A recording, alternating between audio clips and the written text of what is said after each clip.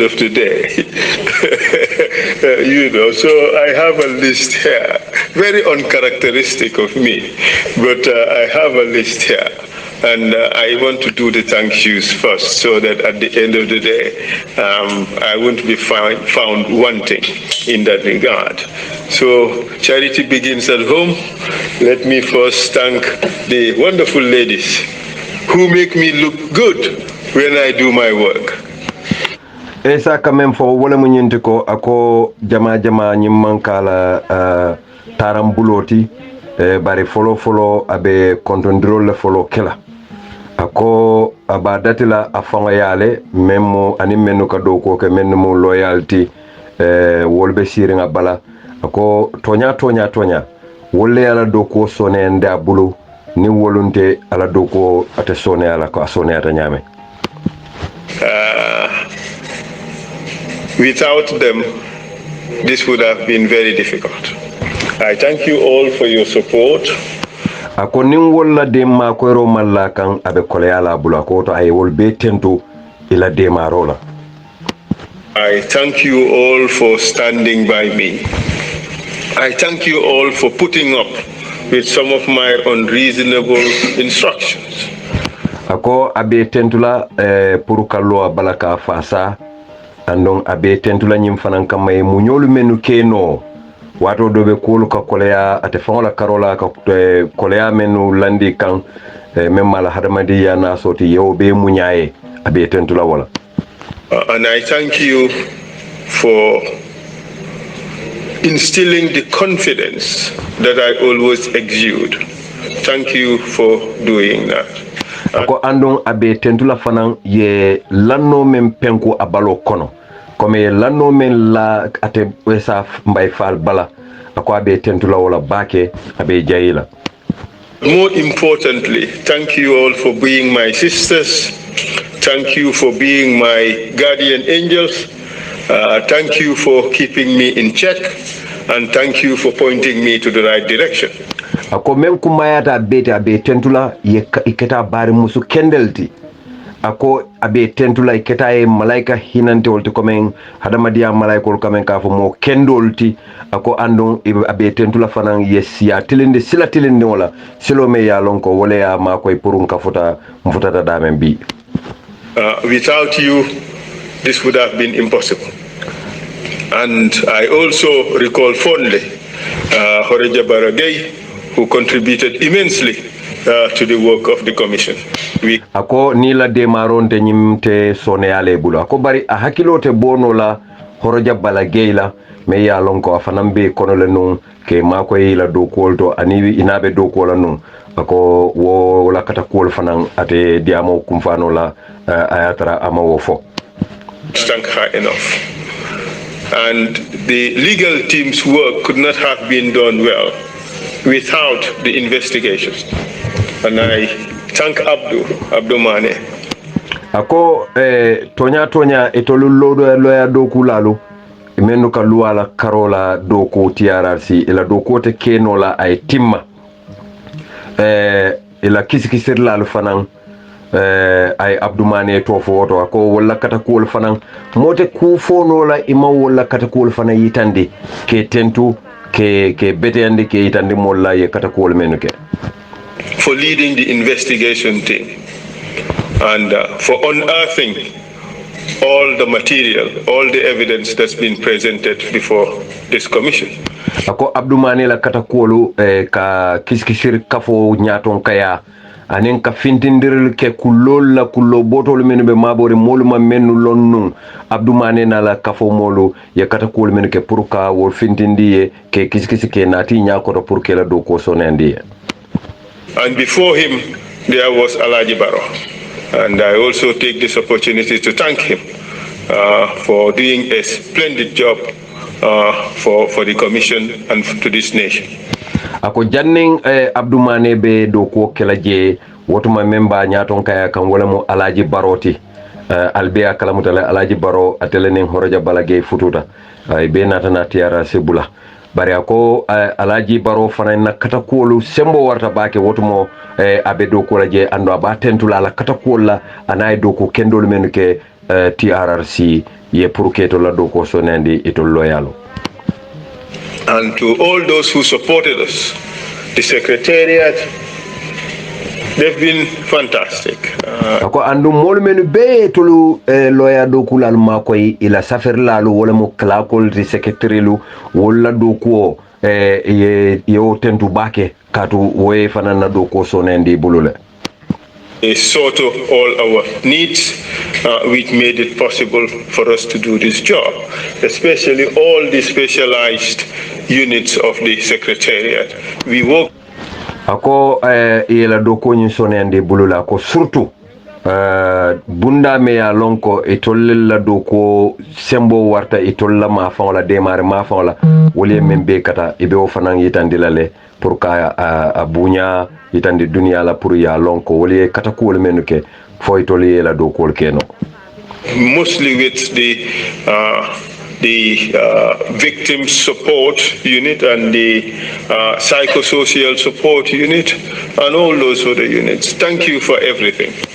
Ako surtout ila kafo secretariat la kafo me ka fa ko victim support wala mo mol men yalan ko ye tajireya ila démarrer kafo nying ye katakol men ka ning ila psycho group men yalan ko hadama dum miralo ninga lafta jijala ka murunda noto ka sondomo tenkundi wo kafo nying ko kafo fana ye katakol men ka be fana yitandila ka itentu wala ke jaywa. We also thank the interpreters, the cleaners, and even the cafeteria personnel. Ako ibe molmenu ka kumoni faram fanche wala mu ila interpreter kabo angale kanto ka samba kanko tan to ko be fanan tentu la baki o surtout molmenu ya lonko fitar la lu muti menu ka fitaro ke TRRC anin hani menu ka tilu nin kofilu dada ila balto ika mim feol topoto eje akoy be wol be tentula Feeding us coffee for me, mburo liver now and again, and all that. So, ako surtout dol men yalan koy ka coffee couple de coffee dada ya samanan dol kam mburo liba komen kam mburo faraka liba ka kono kawol be nata ani o ku jamalo akol be we thank you all. We've been a little family here. Ako ye be tento ako katu ilabanta kela dimbayalti ilabanta kela family leti ilabanta kela badingol leti wulunyol leti faydoto ila taranyo kango anila kol dunyo kono anila nyo kano alabanta kela badi yaleti idamalu tema itol menu be TRRC je ably led by Dr. Cisse. He does not like to be called that way. He likes us to call him Lamin. And thank you, Lamin. Ako surtout ibela sutio memu kordatio nyinti ilaw badia kafo la kordatio memu Dr. Lamin Siseti ako Dr. Lamin de jama buka somoya kumandi Dr. Lamin la akala fi ya kumanda toba la memu Lamin Siseti ako to abaraka Lamin Sise for showing us great leadership and for showing us humility, for showing us straightforwardness. Ako abe Lamin Sise tentula ay famma joni kulo dundito ay munyo dundito ay tilingo dundito for showing us commitments to the job. Ako andum fulanjaw fanan ay meyitandila wala mu kasobe ya do ko kan. That's been quite wonderful. Mr. Chair, I took this job because I felt at the time that terrible things had happened in my country. The call of duty has arrived. Ako chairman Lamin Sise ate saya kadiamole ako aynin do kota ayata dalilo men kama ko wo tembola a hakilo benyin kan ko tujaw balle keta awuluta banko men kan oto do ko ya kumandile faye danko aya fo do ko en nam had to do something about it. And for that, I thank Honorable Abubakar Tambedu very much for giving me the opportunity to serve my country in the capacity of lead counsel to the TRRC. ako ayaje ko nyin do ko mu do ko lati nyantole mu atila karola pour kake ko wo tembola woto abe tenturo ni jayro sikala minister manu memmarta luwal bundala e kafme ko honorable Abubakar Tambedu jama ka ko mande ba Tambedu la ka ba tentula bake aba jayla ay lanno nin jiko men sota e ko abe nyin do ko keno le kake lead consulti ka tambi kiti nsafo katambi nyinindir lal nyininkari lalu luwala karola la kafo kono ke nyaton kaya kake tubabol kaf me lead council pour ayo palaso nyinta akwa be honorable Abubakar Tambedu aba tentula wala ba jayla ay lanno men sotal. When I took the job, little did I know that it was going to be the most important work I have ever done. Ako biray nyindo kota ako wotuma amalon ko nyine be kala doku kumal bela doku wote ate men kala balo ko nyin doku le kumayata wol beti. I have done cases of the highest order. I have done cases that are most complex. I have done cases that are much talked about everywhere else. Ako ay doku le kenun komanto men yalon ko wol doku le be nyin doku la palaso la santo akay dokol lel ta dunia kono dokol men yalon ko wala koleyata nyin dokote akay bar dokol ta men yalon ko dokol men yalon ko dunia la bunda la karola mo be kadiamu dokol la karola ay menke dunia kono. Genocide against sitting head of states to some of the most notorious rebels. Ako si tumbu warang kafu tumbu kamol fa dalil kante a jamaa ako andun anin nyaton kol men yalon ko itilimbaliyata itajirante yata duniyal kono taring anin doku kotawol men yalon ko ate esambay faliya dokol ke. I've done them all and I thought I have seen it all. Ako ay wolbe la amira ay abeleje. I know that the information that I was receiving about my country, disturbing as it was in fact the tip of the iceberg. Ako ate birayo kole akol jani o tilimbali al menu kita wandala bankolu kay do kol ke damen ate amira aya beleje. Ako yara fawo yara aka mennu moy kibarol to radio kankanu to menu kita fa la banko kan ako yara fan amalon ko wokamuntale ko ni jio donti ba kono ako akamuntale don ni jio donti ba kono. I remember that day at the Sunset Beach Hotel when I gave that presentation on how to investigate these cases, and we tried to chart out a map on what the investigations was going to be. Ako hakilo bakang Sunset Hotel oto biribe kachakan be fero landikan e benyin kolu kisikisila nyamen anata na sila yitande sila tilinde yitande e be kolu tamandila nyadile aka hakilo bulata wala. I mean, much of it came off head from our brainstorming exercise. Ako kacha jamal bije e kulole kachalu bota ila kulole kono e ke hakilolu fay nyoka nyamen e damalu men be siring e be ko kachaka. I didn't see much of it. But Mr. Chair, sooner I discovered that we are dealing with a very dark chapter. Ako wawato la aman kulu be faham.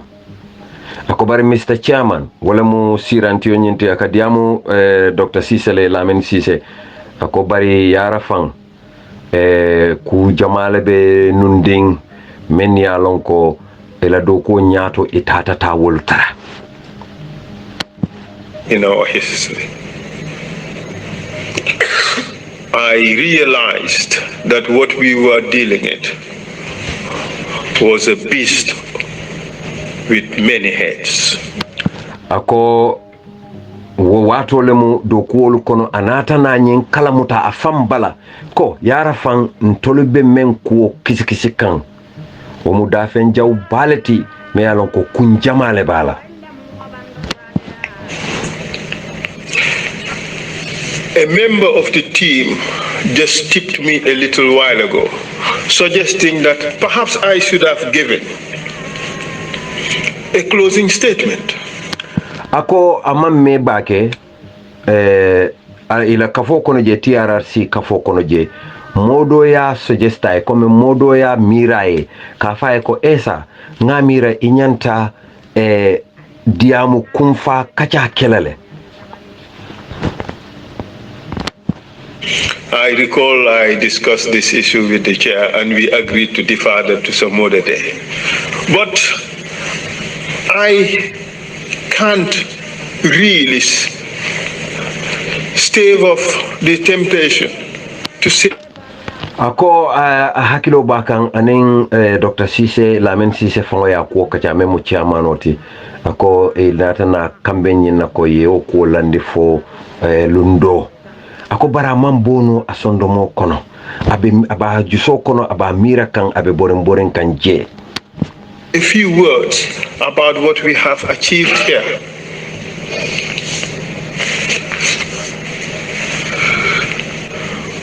In 1994, a group of soldiers hijacked our democracy. Ako wotumalemo anata realize ko anata kalamuta ko tonya ninyu ni men kacha nyanta domandim folale.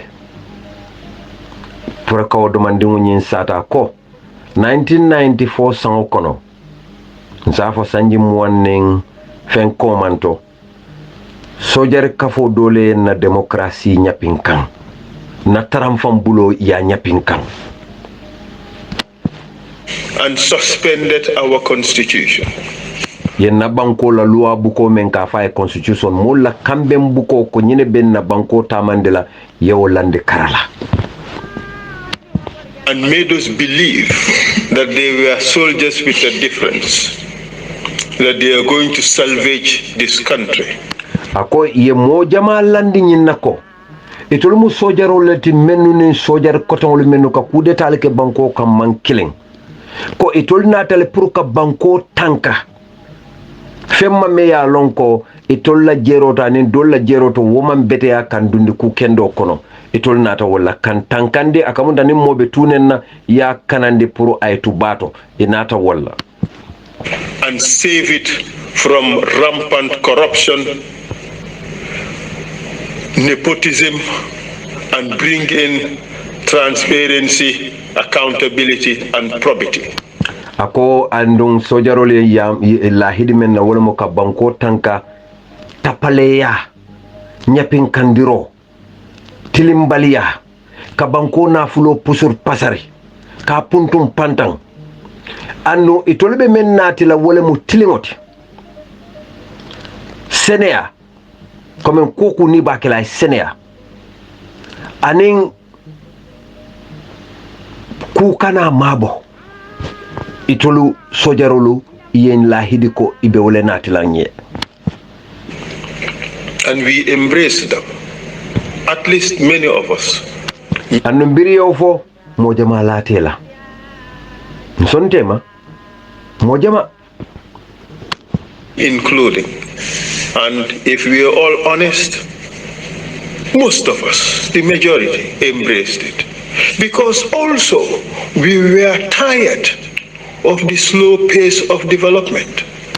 Ako mojama latela katu wotembola banku dingolu batatale nyatuta nin Cairo bunda ni yirwa men nyanta kela banko kan abe nasiring amantara tariyaring we mojama sondima ko nyunu sikeno molti menu be o falindiro kela nye. We had a great democracy. Ako tonya ngataram fambulu bale sotonu jannin sojarol mina. We had one of the best civil services in the world. Akon na tubabu do kula bunda mu nyon tangoleti dunia kono mbe nyon tangol kono santion lu dunia kono wotembo. We had an unblemished human rights record. ako na hadamadi ya nyanto bunyamu nyontangoleti dunia kono wo tembola sojarol be banko tala watama to boast about everywhere. ako aya tinnan ka wasu wala dunia dawoda nkan sanyo konkongala. But we kicked it aside and embraced a military junta. Ako bari ngawbe damfo karala nganyu sojari mansakundala. They made us believe they were soldiers with a difference. And that is in fact, or was in fact, the commencement of our inquiry. Soon we realized that they were humiliating our political leaders, they were humiliating the elite, putting them on military trucks and dumping them in military barracks. Ako ntolu wotu man lata nyinna ko itolu mu sojaro lete menu nu sojaro kotongol man killing. Ako bari wotu mo malongo wato le mutilimbali ya datita biri kanna politician ol muta ke samba ke mabo dulalito military barak solto taren ke bulande sojar trokol kono kate mabo military ba sojar bundalto ila sojarol la tara dinkiralto.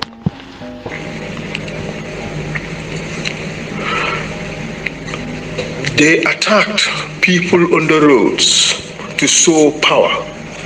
People were shot at by these convoys. We have received evidence.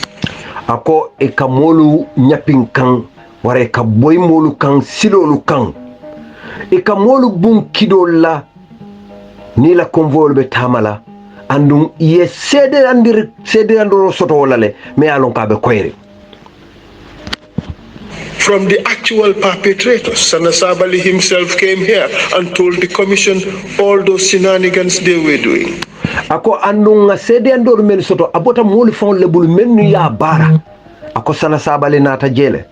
Aye kuma kan foye men ya lon ko senata me ya itandiko itolbe sembola wato men nebe menu tamande kan ako Sana Sabali me ya lon ko atelemo vice chairman otinu wo military junta kono wo fon natale a fon e sede andoro ka fon sonta ko e barol menu ke Sana Sabali fon yo sede a itol nyako to tiararsi. They were imposing their will on the Gambian people in the most dastardly manner.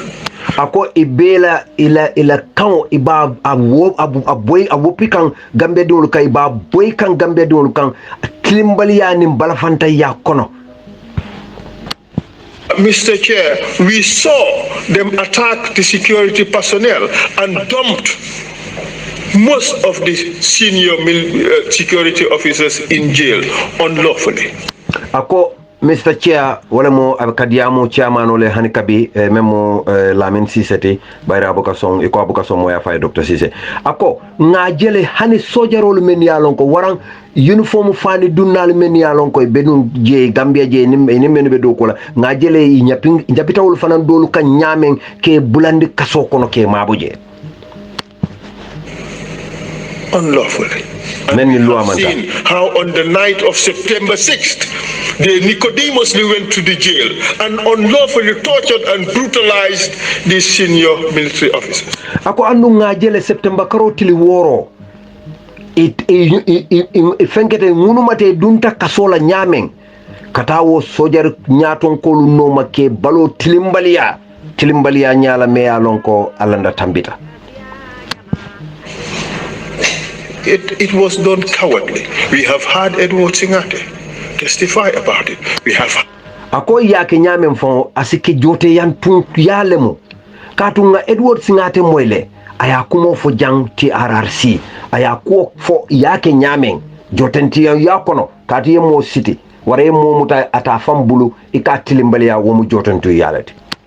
Ibrahim Chongan testify about it, and a host of older soldiers testify about this. Ako Ibrahim Ismaila Chongan fana nata jele aya kuma kawnyim foy ani mo kote jamanu nata ya foy munel ketawo kasolla bantan kolu mambo menu kalama. Prepared, Mr. Chair, to deliver closing arguments, but we would give you a gist, a flavor of what we were dealing with. Ako andu Mr. Chair ete Lamin Sise chairman ako aparetale puruka kumfari kachake wala mo closing remarks te ka kumfar kacake ka domanding yitande pour mol fana ya suute balo bala e sondo mol ya mutano mune be kering mune keta ndolla banko kan Gambia. If that was not enough, in the night of September, they started arresting our political leaders. Ako akamunta wo yemenke suto la September karotil woro suto akamunta woman kanye fede itententa kan politique nyaton ko lumuta Again, and torturing them at Mile 2 prisons.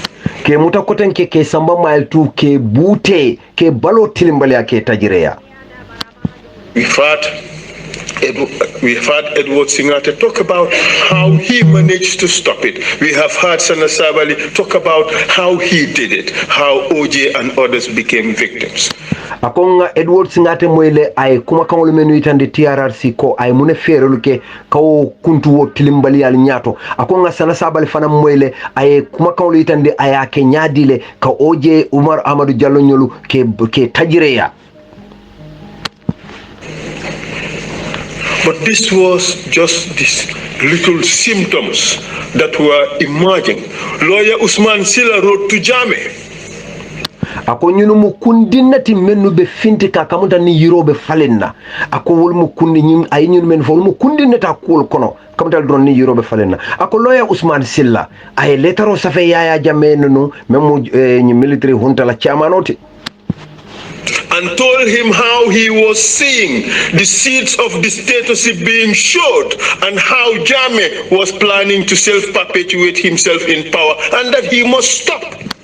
Akolo ya Usman Silla leo leta me yetandi Yaya Jammeh la tembo wole mu abe menje kan memmina akamuta ni kurim fayla e kuringo fay akakol men je ke nyatilin na bankola wo tembo wole mu nyinti ko tajirentu yale kanana dum Gambia pour moye tarasiring molu kan il isawo kante wole ka nyatilin de Gambia andu Usman Silla loya Usman Silla ayayitandi chairman Jammeh la ko wonyanta tenkundale wonyanta kuntuntela wonyanta kuntulale akana tenten ay burka. He was one of the few brave men who dared the burgeoning dictatorship and protested.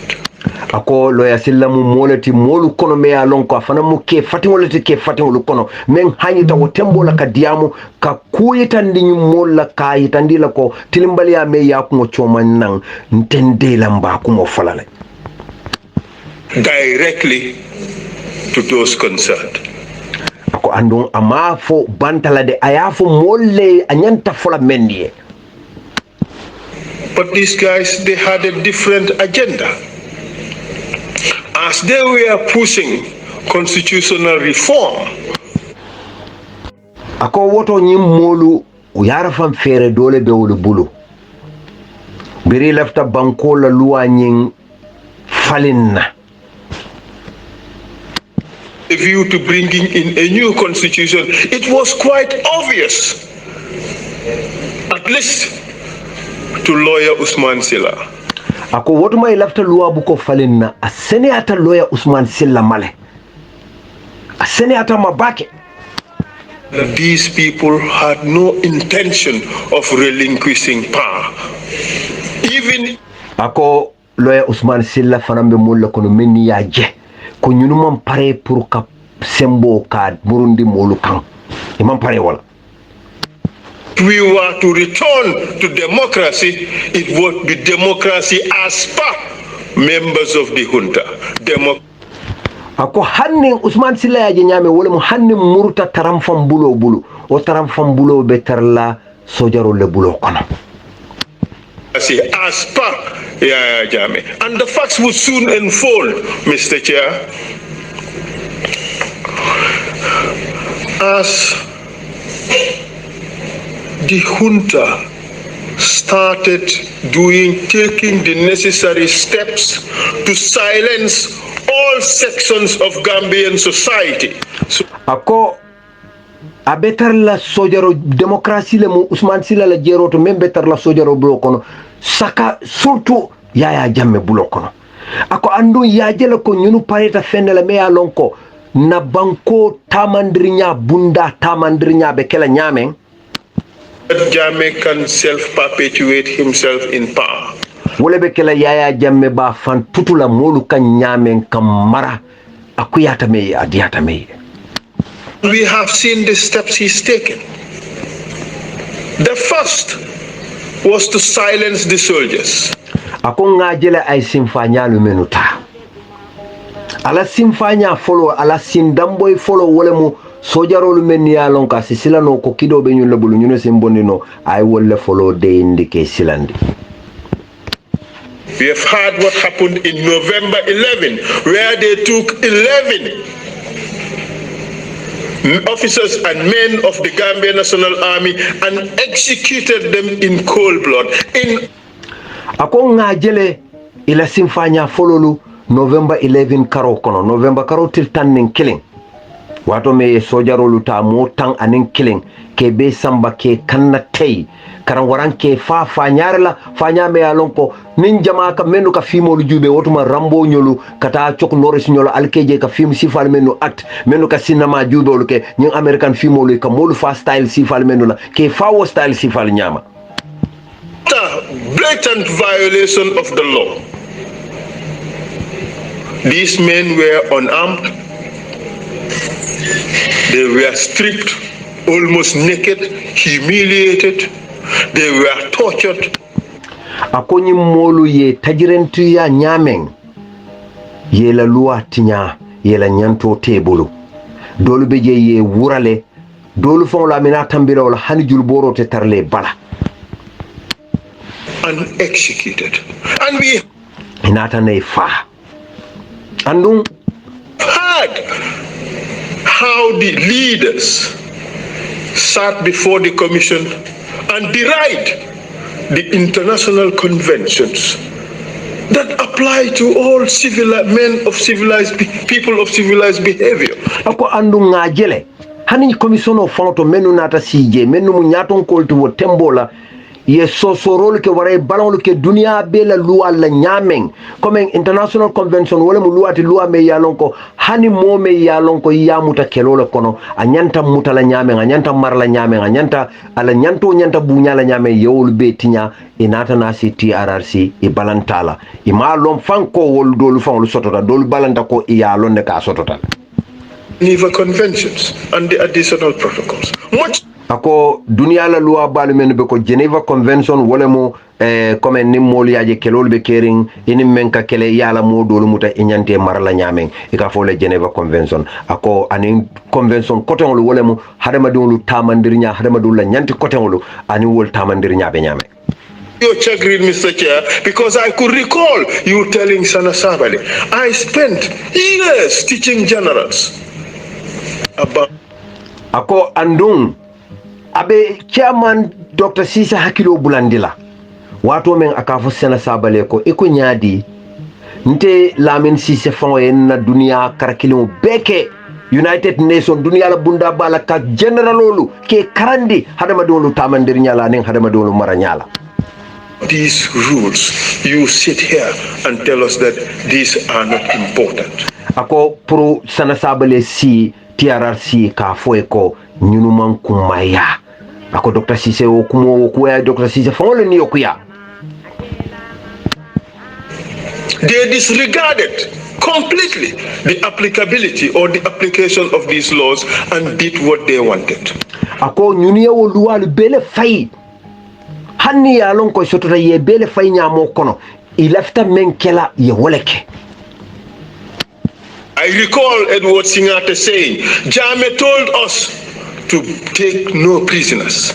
Ako a hakilo bakan ate Esam by Fall atele kadiamu hanisain ako a hakilo bakan Edward Singate ya foe TRRC ko Yaya Jammeh ya foe tolien ne ko e kana prisoner ta take no prisoners wala mu nyendu kale mo muta la siserin kanate al kana motuje comme janke wal ka menkenu alta aliya befa al malla fi hani sadio nim balla anen siseron al kana prisoner ta wala kana mo muta aliya samanan ale mo muta la fa. And he interpreted that as an order to kill all the ringleaders.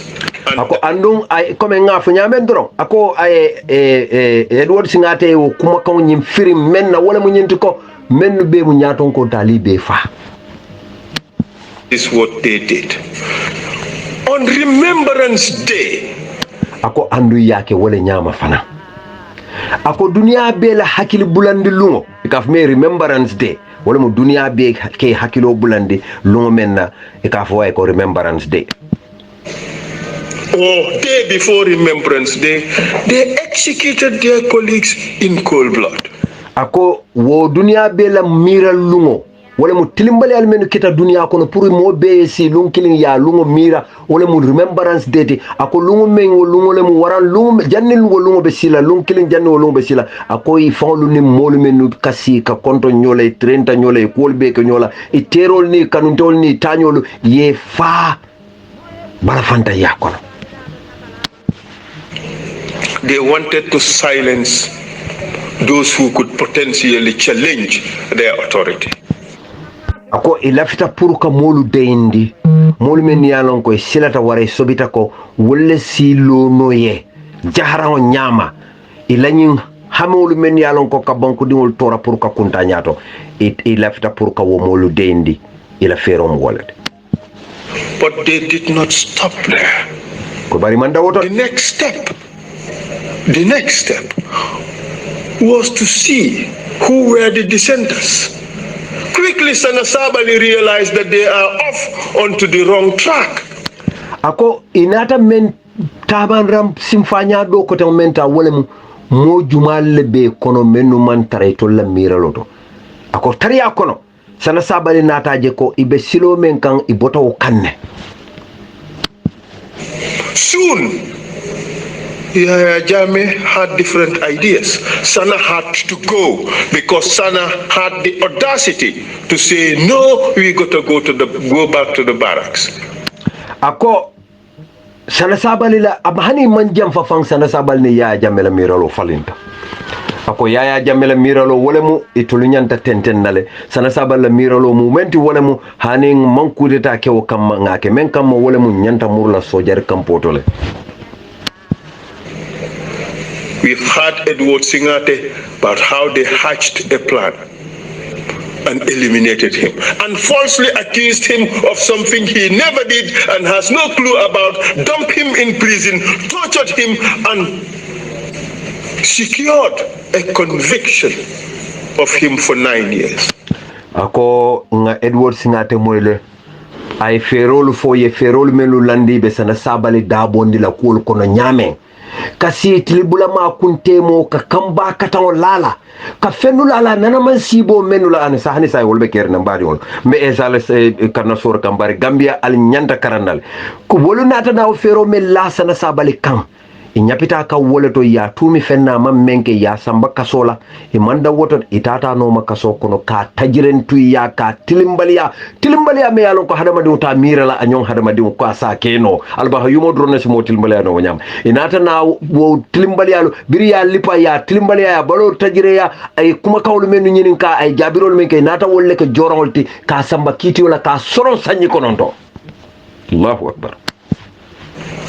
He even testified before the commission that he served his term. They wouldn't even let him out. Ako Edward Singate fango sita commission o nyati non. Aitandi ko atenyanta wato men doku la ja aya doku alafte fonyo lay manson. Well, we have seen his name on the wish list. How did you call it? The spiritual hit list of Yahya Jammeh. Ako bari maje Yahya Jammeh la tolu men ya lonko ay safenu anyanta menu sambala morol yake kalofili ako nga Edward Singate toje konole. He was that much of a nuisance to him. He too deserved to die, at least spiritually. Ako woto Yahya la miralo kono Edward Singate fanamu moleti me ya lonko a torale andu amalla fi kaje woto kammala afana nyanta kala molati Edward nyanta kala molati men nyanta fala hani moriyato faro safano ay fa. And then Koro Ceesay came. And then Korosise. Ako Korosise fananda tariko. Korosise takita nyadile. A young man with the brightest future ahead of him. Me yalon ko fondin kewlam. Kambano le memman ke baya fan. Me yalon ko kayra ku jama ba nyato. Anyati le super brilliant, of high intellect. Me yalon ko hakilo diata falanda tambita. Wonderful training. Ay karaoke men kumayata. Because he objected to their nefarious plans, they had to silence him. Ako Korosise ye palaso diala. Bari bayri mole mate me yalon ko manson ila ferola. Iko puriya deindi. But knowing Koro sacking him from the job would not have silenced him, they decided to silence him permanently. Those who are ako bari mome yi menu be korolon yalon ko Korosise manke wo moti me yalon ko ka baydo ko la wada male ba dendi la konte kadim be nyame ye fero men landi wala mu ka dendi fo jannim abadan janni dunia wulo. Words of Mustafa Marong, former Minister of Justice who appeared before this commission. Akom benga Mustafa Marong moyle me yalon ko loi tamandir la minister ma teletunu ay kuma kawol men fo commission o nyati la wala. And that was the beginning of the crisis we were going to face. Because ako wolemu simfanyati tariko tilimbali ya tariko la Gambia de wolu nyanta men inyati na menna wolemu simfanyalti. At that stage, Gambians started questioning. Gambians started accepting. The complaints reduced and Jammeh won elections. Ako tembo la Gambian oli ya dati kasila. Moli ya landi ka fonte sonna nyinna moli ya dati ka ngunu ako molu be nata ke ko ngansin dingo Jammeh carte fayolu kanye. The beginning of much more trouble to come. Ako wotu malemu kuli ya dati kole ya kolu menu nganyatili la inata yentake ko sa fonyoto. In order to further solidify his power, he started attacking the media. We have ako yaya la ferolu pour ka fam bambandi ka fam cementi ka si ay tenkun a hakilo tenkun aka anafta men kala ya ketil bula ma kunte mo mota kunno la je ako ay fer domen dati wala mu ka kibar tala lo follow ma ka kibar tala fana ma ke tenkunde ayo ke nyaadile e sambay fal tentenda heard how over 140 personnel of the media fraternity were arrested, detained, and some tortured. We have heard how media houses were attacked and burnt, including that of our chief executive. Ako nga mwele nga sede aro la mwele kibar talal mo kemenin feng yembe nu muta tilbula ma kunte mo ke samba ke tenkundi dula kelen dolu be je ye tajireya amanda woto nga mwele media bungolu ko kibar bundalu men yalon ko men be ko radio ni mo dula kotol ke dimbalu mala ke jani ako wolu kono na chief executive menketa Dr. Baba Galle Jalloti ila dula fanan ya jani Standard newspaper. Galle Jallo, who on several occasions was whisked to the NIA, threatened and intimidated. Ako Baba Galle Jallo fana mu molati me alonko wati jamalu ikana no mai kanyapa kan sembo wafa kan kanyapin kan ka samba NIA ka kijo bonde ka kijo farande. Many of his colleagues who had to end up in exile. Ako ayatinna akafunyo jamalu borta ye banko bula itata ke tungaranke woluti tunga. Because Jammeh had to muscle the media. They had to keep quiet so that he could self-perpetuate himself in power. But he did not limit himself just to that. He ako katu wotuma yaya Jammeh lafta fan tutula Gambia andun kawo ke no kibarol mennu ka kibaro janjande fayewolu fanan deyndi ako bara man dawoto de. He attacked the students because they dared to complain. We remember on April 10 and 11 how ako amanda woto tubabu karandiwolu men fana ya lonko e tubabu karanwolu ke kan wo tembola aya lonko wol fanan si diamu nole bari biri wolu mamanta sinya killing ye balamba ya itandi yela ni ku ya itandi kol menu ketela ngamoyle April karotil tang anintil tanning killing 14, at least 12 of our young people, students, were brutally butchered along Kairaba Avenue and near Red Cross and so forth. ngamoyle wolungola April karotil tang anintil tanning killing na tubab karandiwolu mo kun tang anin fula anin doku la kotem fula ye menu bung tilibula kuntemo ke fa Kairaba Avenue anin Red Cross la fonko la kata kani fi wasilola yewolu fa nyame ngabe moy The forces under the command of Jammeh. And we have heard how the instructions came from Cuba to Aissatou Njie Seydi. andun wo kuwolu fanam faŋo keta ñaame ŋa moyi wo kumakaŋolu bota naŋ Cuba wotuma Yaya Jammeh be Cuba le ka kumakaŋolu samba ke tentendi Aissatou Njie Seydi ya meŋ mu vice presidenti a ko ŋa wo kumolu fanaŋ bee moyi le wolu keta ñaadi le Appeared before this commission to say, well, he ordered the military to go and take care of the situation. a ko ŋa moyi TRRC le biriŋ yaafo ko a yaafo sojarolu yen ne pour ye taa ye kuwolu tenkundi ye kuwolu taa ye taamandi i ñanta taama la ñaame We have heard from Grinjai, who explained how they had instructions and he had to shoot at students. ako ngamoy Green Jailale ako ay yamarolu soto ñamen pour ye bundiro ke ye tubabu karandiwolu fa ako mbele ngaw moy Mr. Chair, the attacks on the Gambian people were not only limited to that. ako tilimbaliyal nin tajireya men keta Gambia diŋol la man daŋ sojarol la aman daŋ tubabu karandiŋol la aman daŋ kibari janjannal la Through a beauty pageant and through a protocol girl system, our sisters were humiliated, sexually abused.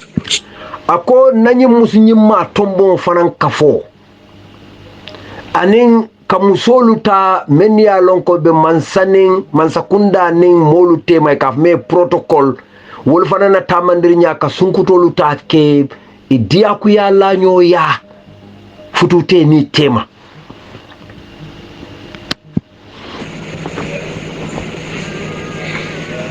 Just to further subjugate the Gambian people and show ego and show superiority. ako wobe pour ka Gambia diŋolu ke dia ku ya joyandi ke dia ku ya forcé ka fan sembo la mobe kan pour mobe songama akuyata meye adiata meye For one's self-aggrandizement. abe man ke fenti fo mola fan kun kilin fan waro kamala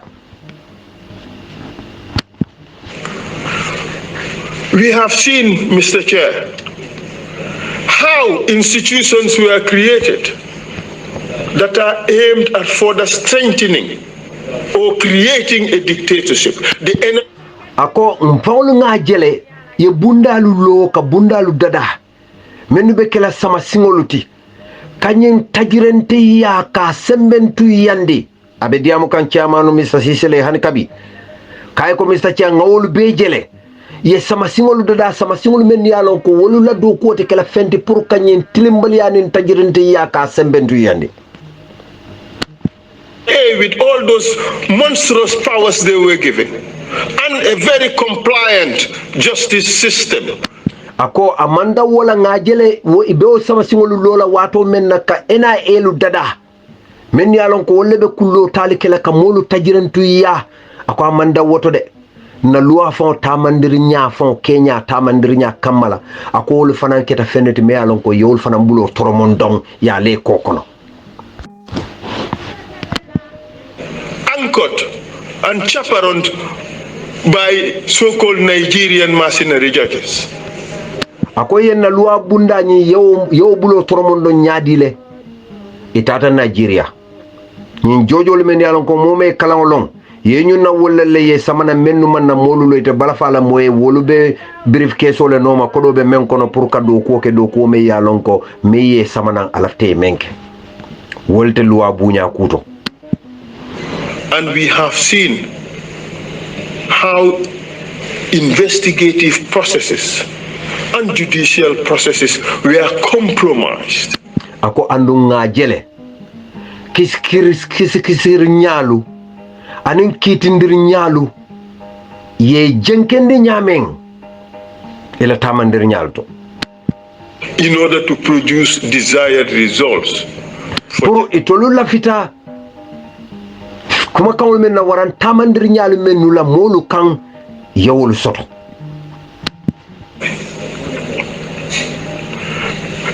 And Mr. Chair, not only the institutions for investigating and prosecuting and judging, but even the institution to keep these people. Ako anu amanda wala bundalu meni ye londi pour ka kiskisi role ke ka kitindi role ke anen ka kitio kum fa molu kan ako bari dulalu menu bewol molu mabola damen wol fanan tamandirnya. The prison became his 5-star hotel, lacking of any facility that would help a person have a good life. Ako kasola yaya fon ka fala damen nako jele mala hotel to me lulu soto ako fon tamandirnya na atapoto nya atarandirnya o fon yayi tande hadama diwul la nyanto nyin ka kena a jindi duma ka doyandi kana kuliyandi aman kuliya soto hani domandi.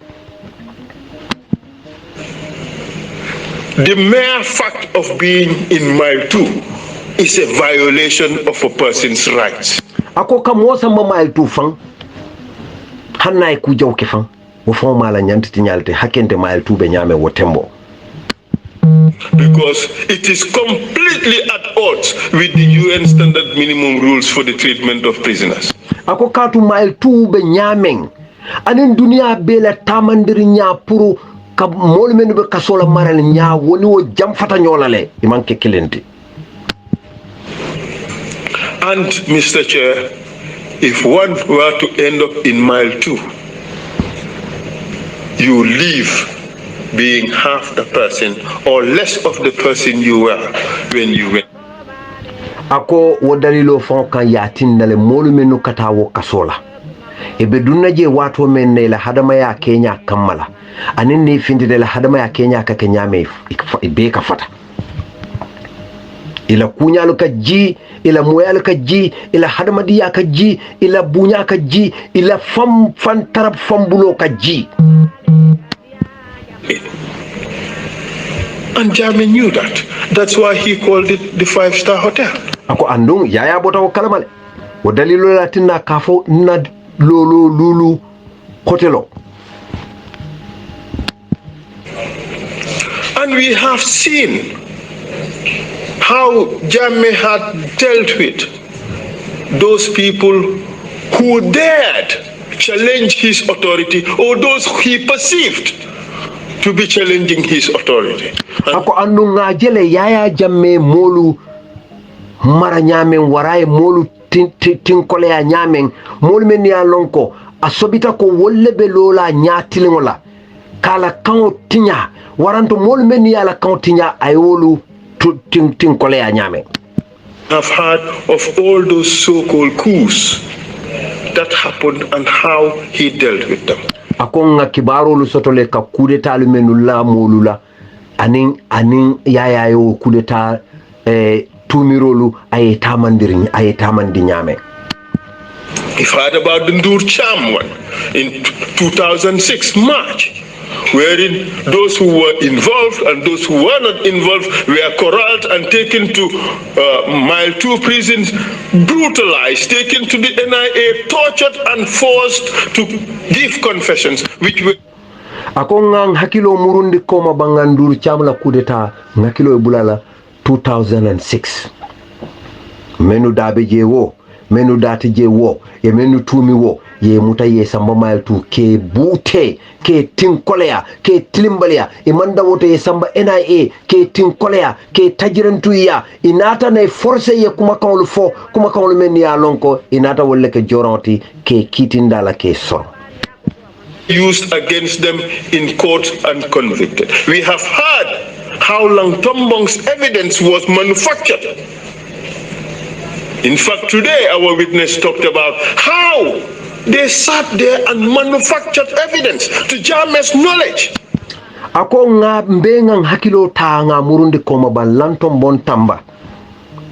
Wala sedari andi karito me ya lonko e fonle ya miraje ya dade faye.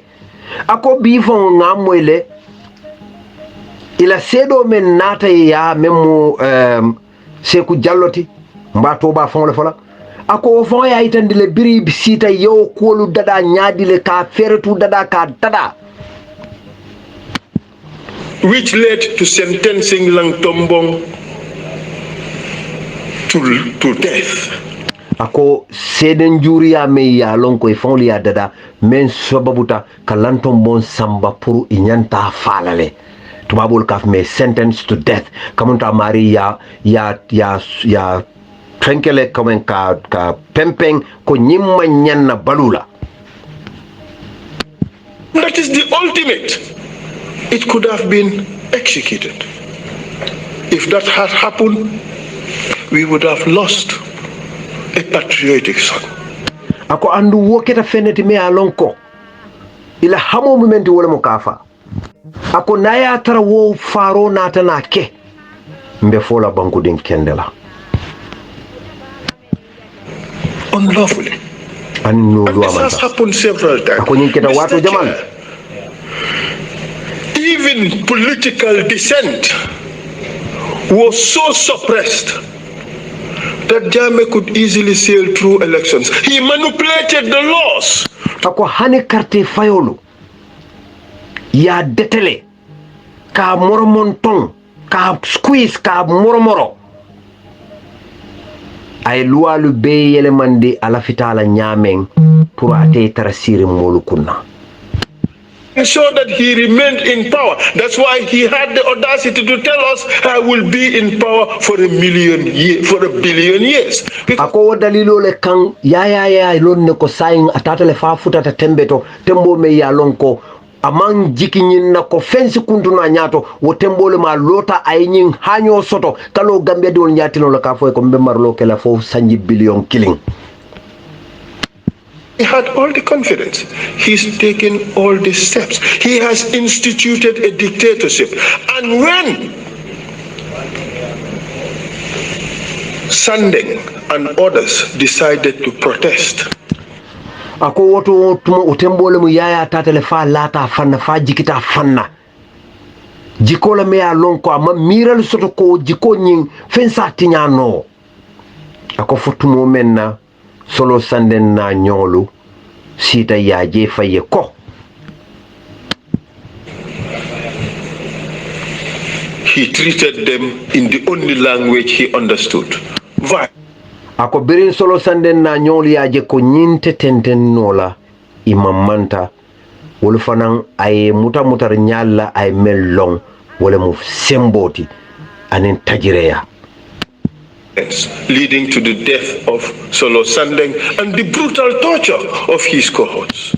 Ako wo tilimbali ya konolemu tinkole ya konolemu Solo Sandeng wala sababu tala fala anen bala tilimbali ya me ya lonko anyolu tambitala anyolu ye akitela wo dulal toje. This was the Gambia that we had. So important was his throne to him that he would not even spare his relatives. Ako nyine mo Gambia ti nga men soto wo tembola. Ako yaya la palaso jarta e fen bella. Ayatin na fon bululu, fon yelolu. Aman jenke. He had today from a person who was very close to him that he killed at least 5 of them just because he believed those people wanted him dead. Ako ngamo ele mola bi sedola me yalon ka sutiata yaya la bake même Seku Jalloti kayitandi ko at least ala londo to molulu be yaya badi won ko no be fata katu wolu imman yaya ya mira ko wolu man lafi ay balu. And in the process, Mr. Chair, I have just sat down here and draw up a list of those who were killed attributed to Jammeh and his forces. Ako andung wod edunyindo ko kono ila kiskisirol kono ako ite Mr. Chair akan kabi akadiamu Dr. Lamin Cissé Lamin Cissé chairman onye akay ko nga safero ke tolu la tolu men yalon ko a demunta koleata nyawo jang wo molu wala saya sababu sunta yaya Jammeh. And Mr. Chair, my count, or our count, came to 214 people. Ako andong ete sirantio na kontiroto molu menu niyo tata fo mo keme fula ani mo nani 214 people in a mo keme fula mo tang ani nani nyimbanku ndingo membe ko Gambia, country like Gambia that borders or smacks of crimes against humanity. Ako Gambia ndingo me ya lonko wenyin hadamadin tajire yale duni. For a country as small as Gambia that smacks of crimes against humanity. Ako gambanko membe doyaren ko Gambia wenyin kono ma waray wenyin duni hadamadin tajire yanin hadamadin nyanti kinya. If you list November 11 people. Ako November 11 nimbe kontro kala mo tannen kilen na fata oto. 11 soldiers summarily executed. Ko soldier tannen killing ka be kannatay ka be tinkole ya ka fa nyala fanya menen silomanta. April 10th, 12 school children and 2 people executed. Ako April 10th and 11, April karotil tang anintil tanning killing mo tubabu karandin tannim fula anim mo fula wala kita mo tannin naniti ye fa nyala fanya me alon ko anil luamanta. His relatives, 5 of them, Haruna Ako abadi ulu molulu Haruna Cissé Bujiling, ako Haruna Jasaja Cissé Bujiling, Lamin Nyasi, Masi Jammeh and others. Ako Mod Lamin Nyasi, Masi Jammeh ani modolu. Daba Marena and Co. We have had Ako Daba Marena fanan nala molu nga moile from the person closest to Jammeh just yesterday. Ako nga moy mola men sutiyata yaya Jammeh la kunun wala mu Seku Jalloti. As to how Jammeh sat there and planned how to lie to the Gambian people. What happened to these people? Ako nga moyle yaya Jammeh sita wo sedo ya at sede ako yaya Jammeh sita ka ferolu dada abe wuliya fola Gambia dingule nyadile wo molu iye manta nyadi wara fata nyadile wara mune ketela. Oh, Tumbul Tamba called and said, tell him fucking mission accomplished.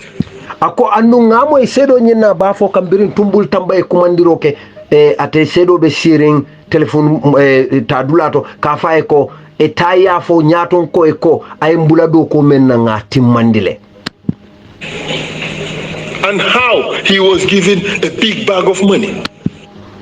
Anu ye kodo boto men diala biraye o do ko nyen timmandi sedo e o dante. Daba Marena and Co lost their lives unnecessarily. Ako dabo mare na nyongolu ifote niola dalili kante. They did nothing. Imam fenke. We've heard how the West African migrants were butchered in several places around the country. Ako ngamoyle molu men bota Afrika tili jiola menni alon ko be tambikan Gambia la kata tubabu du bankolu kan yewlu fa nya jawlu menula 67 of them initially ako mota woro anin worowla ako follow we thought they were 34 then 44 then 57 and ultimately 67 people. Ako follow ngamira tansaba ni woro le mu waran tansaba ni nani waran talulu ni woro ako bari nata na men confirm nata na men je men sene atama mota woro anin worowla. And the government went on a campaign to cover this up. Ako andu yaya la mansa kunda tata ka yayi pour ka wo tilimbali ya ka mura ka mabo mo kanalo. Well, we have had even today the witch hunting exercise. Ako andu hani bi ngamo esedo la bua kisikiso keta nyadile bua luke kisikisi nyadile. That was ordered by Jammeh. 41 people died. Ako me ya lon ko yaya jammele wo yamaro di o tilimbali yalu kono tajirentu yalu kono mo tannani nin kilin fata. A lot of them our grandmothers and our grandfathers. Ako jamabe wolu kono mama musolu ani mama kewolu. Humiliated, tortured, some sexually abused. Ako ye malundi ye tinkolea dolu beje yolu tilimbali ato jene torale.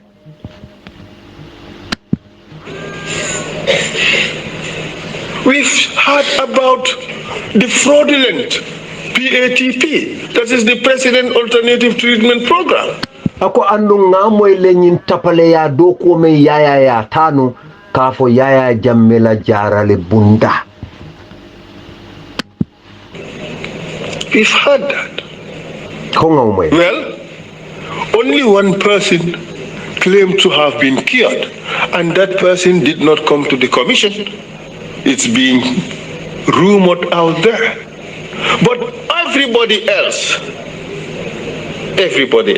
who was in that program and testified before this commission said that they are still HIV positive. Ako ngamoy moylalla dulal to taring mo kilinda ma wo jaralo be kono wole ya foko atema ate jaratale atema kuran jawo soto ka fa me AIDS ako bari me woman nana man na TRRC kana CDA lodi bari mennu be na TRRC wol be ya itandile ko jaralo me na fa fenna hani bi itoluni wo kuran jankarole mo e ka fa me ko HIV and AIDS. And that soon after the treatment, they had to go into conventional medicine. Ako andu yaya law jaralo kora inata nata bori tallale that they would have died. They were hoodwinked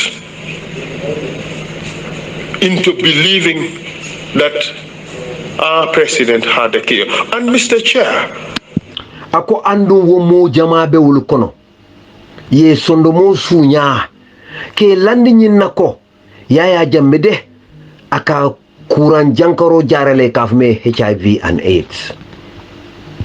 Ako bari Mr. Chair, if the president of your country tells you he can do something, the tendency is you would believe him. Ako andu Mr. Chair, nila banko nyaton ko kon sinyin kenole. Ako jama siyaman mo jama belalale. He fraudulently lured our sick people into a treatment program that was bogus. He was ako ay tapaleya kono ay na banko dingolu dundi jarale kono jaralo me alonko fanyale mo am toñata koto. Charlatan. He was a quack. Ako toña ako burolem.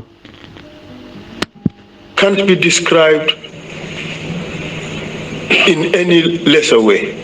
Akoite yaya ita mulunta nyoya nola fenna men doyata woti. Sure. Ako Mr. Chair, Sirantio.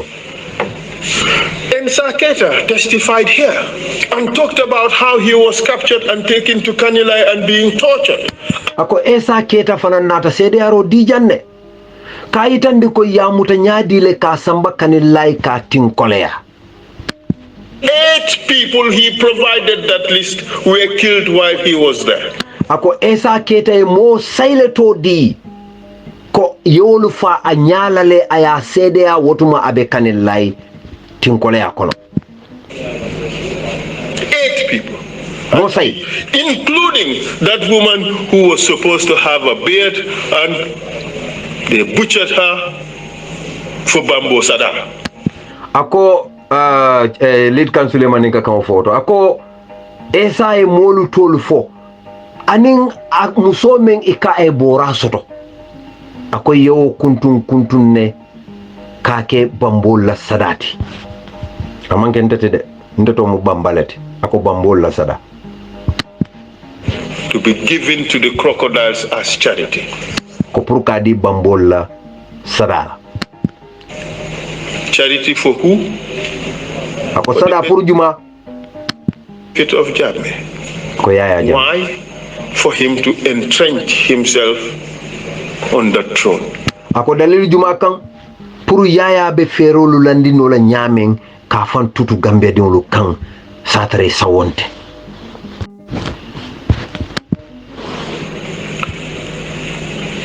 If you add that all together,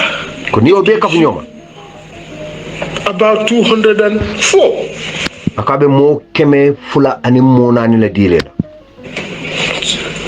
Well, yes, about 204. And then we have written down another list of those who are not counted. Akonga kaiti do fanan soto. Me ya lon ko mawo konti nyi mo keme fula mona no la konti roto. Korosise. Usman Korosise. Ako Usman Korosise.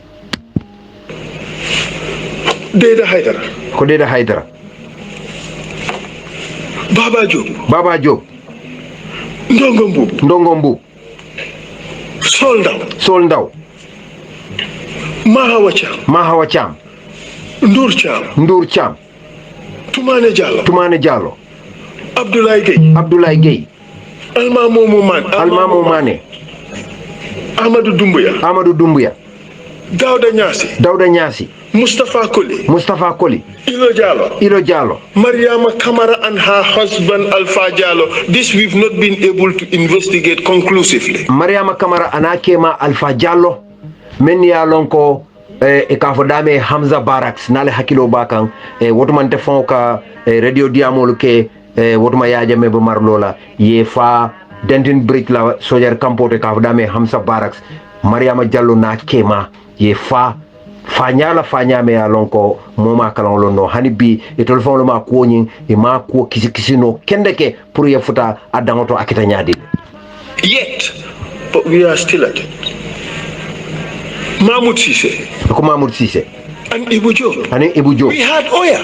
Right before here. He said Yaya Jammeh instructed them to chop them up. Ako nga Oya Mwele.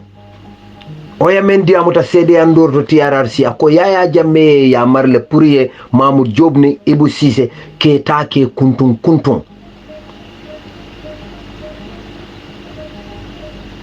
Alaji Ibu Cisse, Alaji Mahmoud Cisse, and Ibu Job, Ketake kuntun. It wasn't sufficient to just kill them. It wasn't sufficient to decapitate them. They had to chop them up. Ako ke fada maman kanya yaya fe. Ke kuntun. Gruesome. Niku ya warta. Gruesome. And Tumbul Tamba. Ako Tumbul Tamba fana. We'll come back to him. Mina tetole. That Nigerian killed by Almamo Mane. Nigerian men yalo ko Almamo Jammeh convoy. Almamo Mane fa menu tata Jammeh la convoy o kuntuta nyato. We've had Jallo today and yesterday saying Jammeh protected him. Ako ngaseku Jallo moyle ako ya Jammeh o fa sale. This was a country where if you kill in the name of the head of state, you get protected. Ako Gambia labante kala banko le banko me yalon ko ni mo fa president toyala ike kantale ike fa sale tous buka kela or even get promoted. Ako anu nibe uniform tiol kono ikela makamo fa kafule. This was the Gambia we lived in. Inamu bank Gambia tin tolu tarta baluri men kono. Yaya Drame was captured. The rebel attack in Farafenni, he was tortured so badly, few months later he died. Ako Yaya Drame mbalo kantanyo la rebel kafo meye Farafenni kampo nyi nyapin kanno ako ya tinkolea ama me fang another sababu ala sayala. Jammeh created these institutions wherein torture was the name of the game. Ako Yaya Jammeh nyim sama singol le lo pour ka fam pempeng dame ya lonko tin kolea wole keta denanu tola rangoti molu kan men ya lonko ye tumi. Was the order of the day. It was his star chamber. Ako tin kolea le mu Yaya Jammeh la bunda chaboti. We've had the NIA officer saying that torture was almost certain to happen in cases where he is involved. In fact, we've heard from someone so close to Jammeh who told us sometimes he will come disguised and participate in torture. Ako nga NIA do kula moyla ko tin kolea tilimbalia woketa luolu kuleti surtout kuol to Yaya dabe menuto ako andu nga mo fanam fango e meyalon ka sutiata Yaya la ko wato dobe Yaya fon kanale ay mununta nyoya fendola ka dabula nyin tilimbali alto ate fon. Well, the public may not have had that.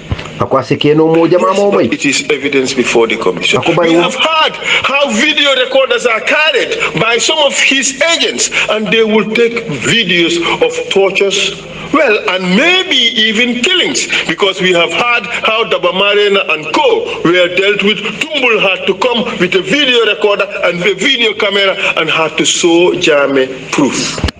Ako wo fangolu be kola nga kuolu sedea nga sedolu soto men ya lonko e kanyin tinkole ya men beke molla e ka video comme e ka sinama dada e kawolu samba e ke landi Yaya koto ako dobe je nsi men ya lonko nsi mbulolo no aka wole mu tumbuli ye video Dabamare na nyolu ye tinkole ya nyame mbiribe fala yobe sinama dada ya samba ya landi Yaya nyakoto. I am ashamed that this was the country our people lived in. Akama lutabaki konyene mu bankoti ntolu nimbadi ngulu be sirim banko men kono. I'm ashamed that this is the country that my parents lived in. I'm ashamed that this is the country my children live in and this is where they're growing up. Akonyin keta maloleti konyene mu bankoti ate wululalu baluta banko menka amaluta konyene mu bankoti ate dingol baluta banko menka amaluta konyene mu bankoti ntolbe balurin banko menka ako andung. What happened in Gambia? Nyine keta Gambia between 220 murders to 250 murders occurred in this country during Jammeh's rule.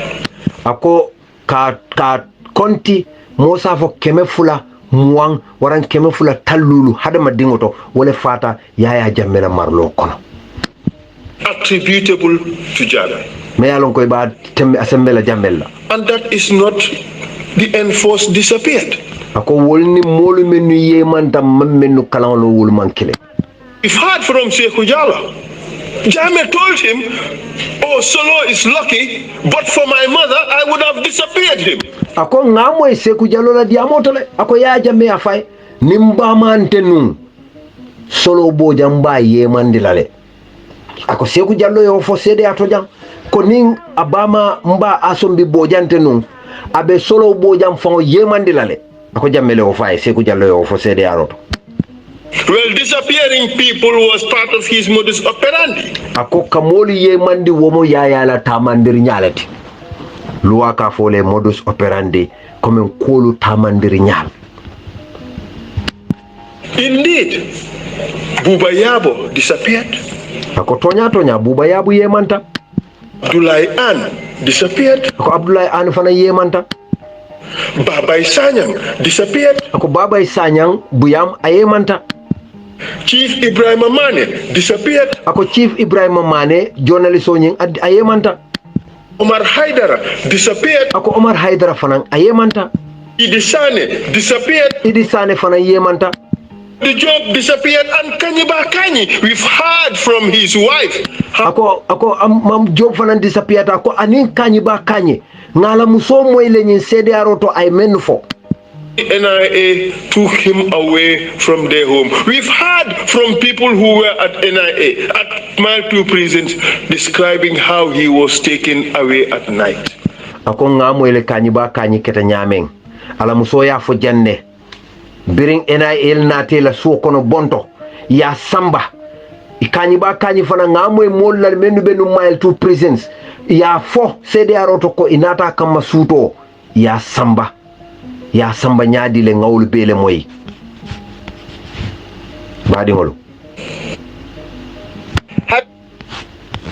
badingolo abebu kasata no.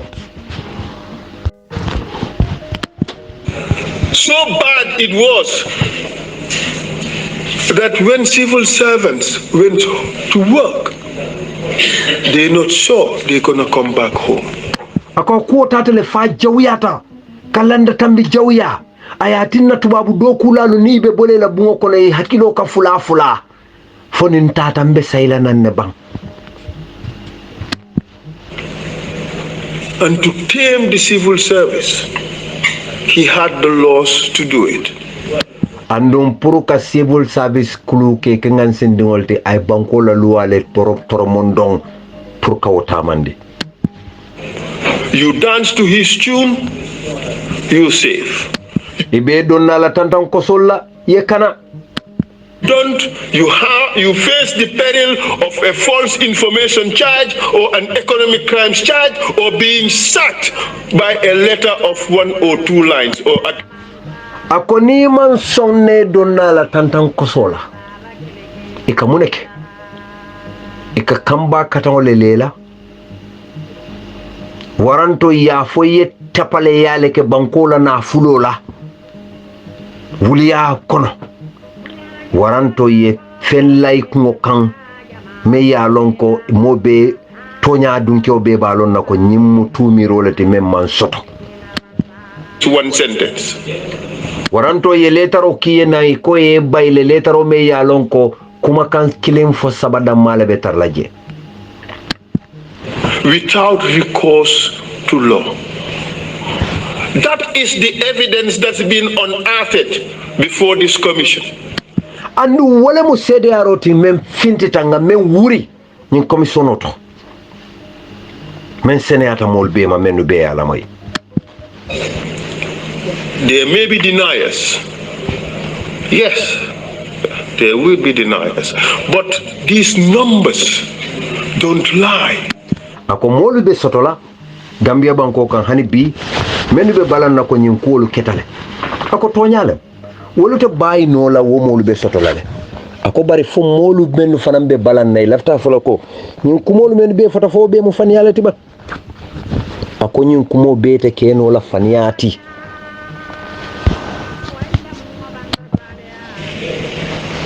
These numbers don't lie. Ask the family of Solo Sandeng. They would tell you we feel the pain. Deny. Ako niye Solo Sandeng na dimbali nyinen kay ba fole ne hani bin tolu ni ku yanen dimin nalem. Akali si balang Allah ta balang o balang kela.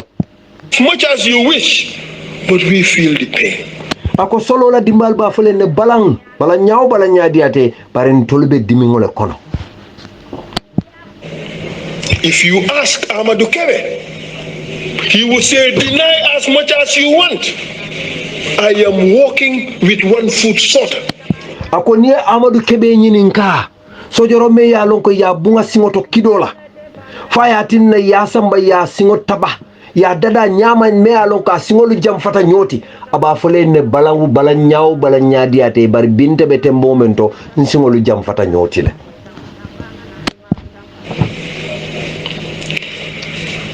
Ask those students who were there on that fateful day of April 10th. Some would tell you I have a bullet lodged in my body. Ako tubabu karandiwol menu tata balambaya la April karotil tanning killing anentil tango. Ako niye woli nyinin kay ba fole ne ko nte fele kesole ben nte wuto kono kesole ben singo kono hani bi. Things don't lie. Deny as much as you wish, but the facts speak for themselves. Ako nibe balan na balang kara balan na lukono ako bare tonya ka diamo afayenne. And the Gambian people have seen it. What we had was a terrible dictatorship that would do everything to self-perpetuate and to strengthen its so-called supremacy over the Gambian people.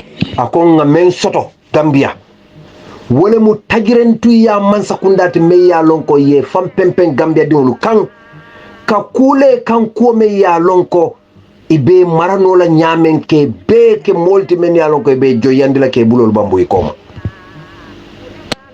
No wonder it demanded to be crowned, and we had millions running around the country trying to secure that. Ako walantin na manyan na mo jahalila biri yaya jammena ala kumandin jelelalu ipareta pour ka tolo kake fantolo mansate ako alaw kumandin jelelalu yebe wulila be borla banko dula beto pour ka jeko wo toloro yeke. We have heard Yaya Jajusi saying that the meetings were held at his home. Ako nga sefo Yaya Jajusi moila ko mitingo ketala suola kono. If the Gambian people were in strong at that point, we would have been having a monarchy now. Ako nen Gambia diwlu manke moluti men ya lon koy bambanta bi tembo batarla fantolo mansale bembulu baba mansale bembulu ako wotuma wo tembo nyin tembo batarla wole bembulu. The kingdom of, I don't want to say it. Ako wotuma mba folale ko banku ba waram baba banko akama lafi woto fofola. With James Junkung the first as our king. Ako kafo James Junkung folo membe kelan na mansati mansa me yalonko moma sindi fantolo mansa. That is what was going to happen. And thanks to God, Gambian people dug deep into their reservoir. Ako ala tentu Gambia diwlu be hakilo murundi fanto ila miralolto. Said no, no, no. Kombelo tambe ko hani. Not going to happen. But by this time we had gone too far into it. Ako mbelo ta Gambia din kendo be ko nyinte kela. Ako bari wayatar len jam fata de.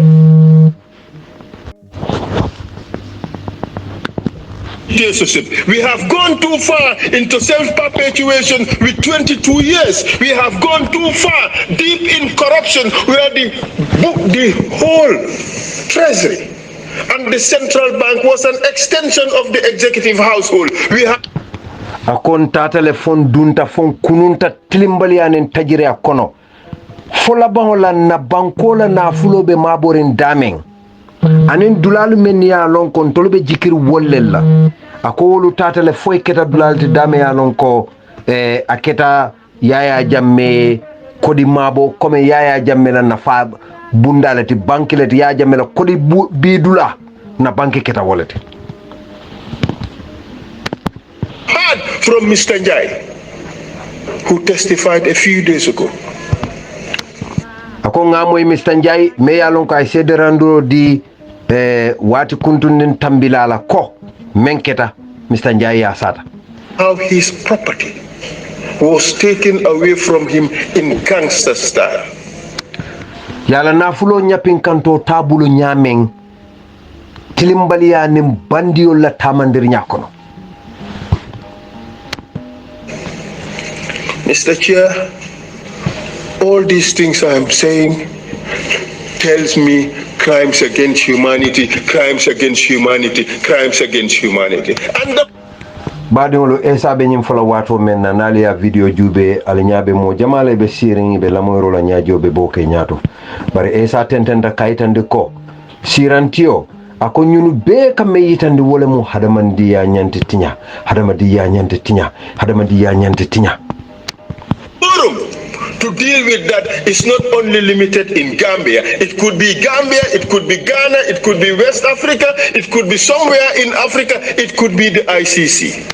Ako andu nyimbe pour ka kumfa ko kunta nyaato ka tutu ako atedanna Gambia jangdamma asikeno Gambia janti asikeno Ganati asikeno Africa tilijoti asike dunia bela kiti bunda bati. So no matter how people deny, no matter how one can control what may happen in Gambia, that same institution cannot control what happens outside or elsewhere. We have seen Hussein Habre. He's run away for 20-something years. He had to face the law. The other... Ako mosi fere landino, mosi balanya no. Ete atembo tebulu pour ka foko nyin kol menu be keta Gambia mbe kuntulele nyaatole ako isi balambala nyamen diate ako mbenga jele ko Hussein Habre wole mu moti me yalon ko Chad la president wole mu Chad mansa ke o me yalon ko mbe ka moy len na dindi yal don ka moy Hussein Habre anen guguni waday ye manyalu menu ke tajirentu ya men keta Chadin kolla ako wotatele sanji mu wannen feng bira borta ya bonni man si ala sanji mu wannen feng abe sirin Dakar ako bari mbenga jele labon keta nyamen inata samba kiti olale. I saw a publication with the Justice Dial pointing at Jammeh. Perhaps that is what needs to happen. Ako ay safero fango je fang ama me Justice Dial me alon ko dunia be la kiti la balemu ay bulu chodio ke Yaya Jammeh la ako ala mira roto anyanta kala wala nyama. Justice must happen. We all crave for reconciliation. Ako tonya luwa nyanta tamalale tonyen tungolu tonyen dirlali menu tonyen nyanta tilingo anin luwa tamandir nya sotolale ke jusolu nyabo ako tonya mbebe kambe ni menna mbebe kwen kachaka wolemu nga yamfu nyoma ako bari yamfo lafito wala nyawo nyang ako luwa nyanta tamalale. And that is fundamental. That is absolutely important. We all crave for unity of the Gambian people because we are in one little boat. Ako andu woku mayatale. Womu kuleti men nyanta kela. Ako mbeka men dua. Wole mu Gambia la tanya toti. Pakatu mbebe kulung kile wala kono anu kulung bulala bengan ya kileng. And all of us have to be our brother's keeper, so that we can keep this little boat afloat. Ako andu mbenya tekele nyo fasa lalete mbenya tekele nyo la kantar lalete puru nyin kulungo memba kono nsa tu ba kang yankaring akana tune. But that said, there must also be justice. Ako barin siwo befo nyawo nyang. luwa ñanta tamalale tajirentu yal men keta There should be justice for the victims. There should be justice for us as a people because we are all scared, we are all traumatized. Akon luwa ñanta tamalale mol men yalon ko ye tin koleya ako hanin tol men nubu banku dingoluti hadamadi yato luwa ñanta tamalale katun tilatale nkijolu fartale nsondomolu parakasitale as a people, because of the dark chapter that happened to us. 22 years of brutality, 22 years of disrespect for the Gambian people. But we are the cause of it. Ako ntolu na hadamadi ya nyanto men tinyata. Sanji muwanim fula tajirente ya. Sanji muwanim fula tilimbali ya. Ako bari mfole ya sabude. Because we succumbed. Ako katu kin be nyoitan kumbale mfulo len sontanga mbulo bambun koma. Kept it. We coached him through it. Ako andun dolu ben konon tolu be mbele nga dema atamandir nyato. We guided him through it. Ndolle nga siloli tandala purka atamandi. We told him we would accept it. Nsunkaye kombe sonalale. No wonder when he threw water, even some of our imams would dive. Ako dalilo latin na amanya na mo jahalila na ijo fay na alimamo le fon lukat ke puntong ke kapodi pour ka joni ka muta. Just to touch that water, because coming from him, it has spiritual value. Ako katu ki ujio me mbota yaya bulu ujio ye noro le soto ani nemo. Embarrassing situation. Kwani kuya warta baki. This is what I see Dr. Cisse asking whether that is true. Yes, indeed. Ako nyine kita amalo warta baki. Akwaye Dr. Cisse je akanyinin karo ke sain kafoko fo wonna na keno talaba ako to nyaala ma ketale In this country. Akwa kita imbankun kanne. Dictatorship, self-perpetuation in power, and corruption is a recipe for disaster. Ako mansa tajirenti ya ani mansa me ya lonko akalafi ala kawe tama katambi bankola luala ani tapale yani tilimbalia ako womu fifengole ti fifengbe ya lonko akame wulu wole mu tinyaroti alibala akawole wulu. But in order to free ourselves from those shackles, we have to ensure that there is rule of law in this country and that we have strong democratic institutions. Ako bari kao be jara okura men be soto ka be jara ako fo banko e taran sila kendo la luaye soto andun dulali soto dameni ya lonko wolbe banko la taram fam bulole kantala. Otherwise, we are doomed. And this has to be the cornerstone. Recommendations of the TRRC. TRRC nyanta menkele la yamar loluti kadi man sakundala. Again is to be meaningful. It has to be anchored on rule of law. Akoning ayatara ila doko be nafa sotola. Anyanta kira sakaro leta anyanta kila selen dawleti membetani luala silola. It has to be anchored on strong institutions. Ako andu wonyanta kila feneti me alon ko ba jindila tunkumo le kan tunkumo me alon ko be bambanding. Be anchored on a disciplined society. Ako andu anyanta jindila kafole kan kafo me alon ko afamma jita adaji kota. I pray to God that we reform our attitudes. Akombe ala danila kongandaji ko faling. And We show commitment to this little country called Gambia. Akon bengan na teo city nganyatilin ka banko makoy nyim bankunding men kay Gambia. That we have so much as said by Mr. Ka. Akon nga membe moy ko Mr. Kaya fo nyame. From our children. Kabondingol to. We have to be careful. Nyandang hakilo tulade. The Gambia we hand over to them. Nga Gambia men sika nga diwo didingol la samad alfal. The ills of the past will be sowing seeds of disaster for the future. Akon kana son tilimbali yalu menu kita kunun woli ke fi feolti pour ka falin sama alfaliye. I leave it at that, Mr. Chair. I think we have made a good case. Ako mbe na diamo kumfala woto ete sirantio. Ako ala mira loto ye ku kende balle yitande ye do ku kende baleke. In those who are in denial, if they search deep down, they would see that the truth has come out.